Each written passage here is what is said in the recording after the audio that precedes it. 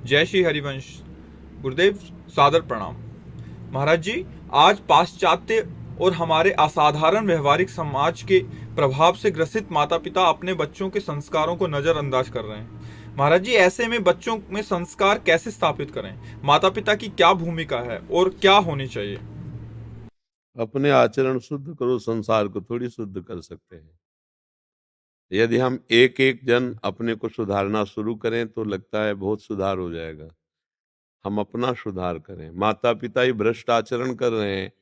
माता पिता बच्चों के सामने शराब पी रहे हैं, बच्चों के सामने जो नहीं बोलना चाहिए, नहीं करना चाहिए, तो बच्चे क्या करेंगे? आपको जब बोतल ला के देंगे तो उनके मन में नहीं आएगा कि मैं भी कभी पीऊं, देखूं कि पापा पीते हैं कैसा होता है।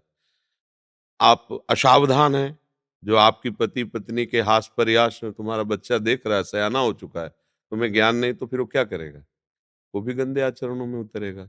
आप खुद अपने आचरणों से शिक्षा दे सकते हैं परिवार को, देश को। आचरण शिक्षा देता, भाषण नहीं। भाषण तो बहुत हो रहा है। अगर किसी के ऊपर शिक्षा का प्रभाव पड़ता है तो आचरण से पड़ता है। हम आचरण सही करें, हम सच्ची पत्नी बने, सच्चे पति बने, सच्चे पुत्र बने, सच्चे समाज सेवक बने, तो सबका कल्याण हो सकता है, सबका मंगल हो सकता है। पर प्रायः हम सब अपने धर्म से चूक जाते हैं और हम चाहते हैं दूसरा दूसरा धर्म से चले और हम अधर्म से चले, कोई बात नहीं। कभी ऐसा नहीं हो सकता। पहले हमको अपने ऊपर शासन करना पड़ेगा। एक महात्मा के पास एक परिवार के जन गए और कहा, हमारा बच्चा गुड़ बहुत खाता है, आप मना कर दो, आपकी श्रद्धा विश्वास के कारण बात आपकी मान लेगा। तो उनका अगले रविवार को आना आए, तो उनका बेटा गुड़ मत खाया करो। उनके माता पिता ने कहा, ये बात आप उसी दिन कह सकते थे महाराज जी, आज क्यों कहा? बोले, मैं खुद गुड़ खाता था, एक हफ्ता हो गया छोड़ दिया, अब बोला।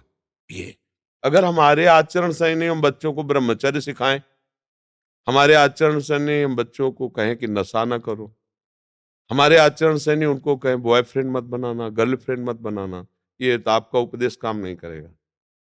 अपने आचरण सही करो, नाम जप करो। अब आप जिस पर भी संकल्प करोगे उसका चरित्र बदल सकते हो, उसका जीवन क्योंकि आप में पावर आ गया है। आज कौन बैठ करके भगवत लीला का गायन घर में करता है? समय मिला टीवी चला ली। पहले था कि बच्चों को बैठाल करके शास्त्रों की बातें सुनाए, देखो अमुक संत ऐसा करें, अमुक शास्त्र ऐसा करें, संयम से चलना। हर बच्चे को सिखाया जाए, प्रातः काल उठकर भूमि को प्रणाम करो, माता पिता को प्रणाम करो। कहाँ पवित्रता है, कहाँ सभ्यता है? प्रातः काल उठ के रघुनाथा मात पिता गुरु नावै माथा, कहाँ रह गया? कौन बच्चा अपनी मम्मी पापा के चरण छूता है? जब हम धर्म का ही पालन नहीं करेंगे और हम ये सोचे कि पीछे की जो अन्य देश हैं उनकी बातें हमारे में आ रही हैं, वो कहीं नहीं आ रही हैं, हम खुद स्वीकार करते तब आ रही हैं। ऐसे कैसे आ जाएंगी?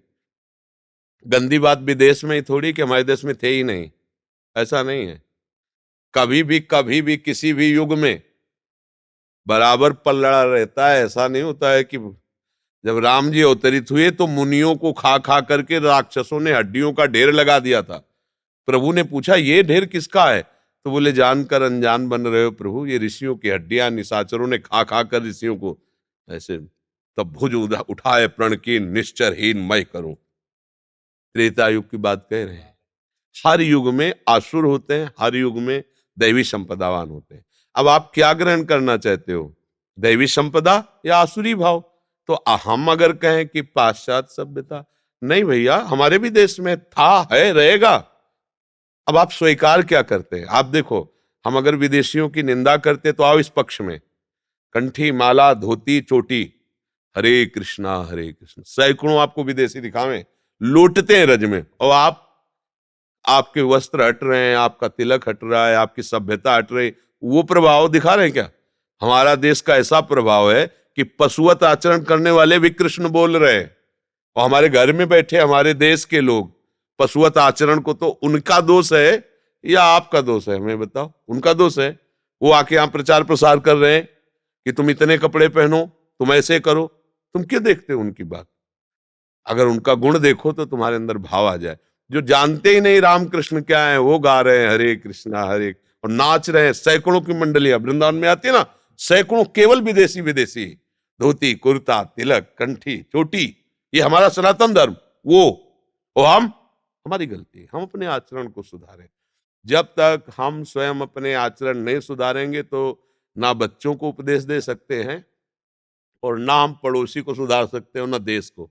हमारी बात होती है सीधे देश की, वो आचरण हम अपने इतने के नहीं सुधार सकते। तो कहे ये तो फिर विनोद ही है, भाषण दे के दूसरों को प्रभावित करना है तो बहुतों को आता है।